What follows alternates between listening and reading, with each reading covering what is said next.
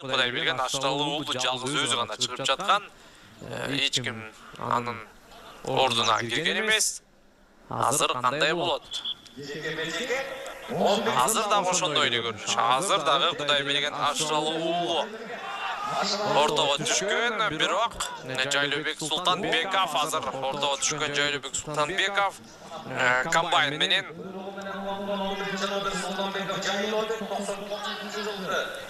Жайлообек Султанбаев азыр мыкты деңгээлде улакты алды, атаандашына эч мүмкүнчүлүк бербей жатат.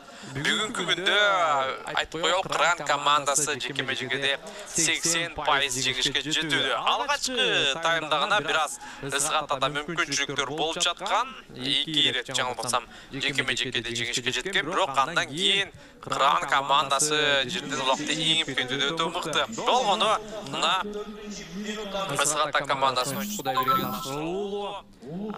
жерде атаандашынын колунда улакты тартып болуу менен гана өзүнүн мыкты деңгээлде өз командасын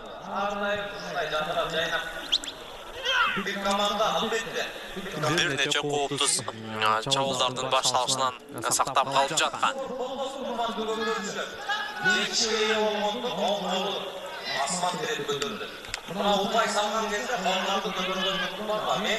Кайрадан улак азыр жерде эйбиганда өйдө көтөрүлдү жана кайрадан Төлөбек Кемелбеков бул рет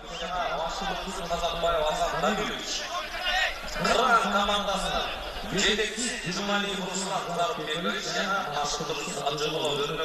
жекеме-жеке Жайлообек Султанбеков кайрадан тегерип чейинге кирип келди. Анын атаандашы Кудай берген Ашыралы уулу Жайлообек кайрадан алды улакты.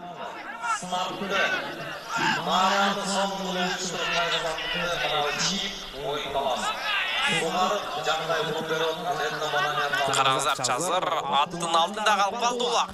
Эки оюнчу бирден шерактан кармаган, бирок акыр аягында Жайлообектин пайдасында сакталды. Дегиче улак кайрадан оюн таласын таштап кетет.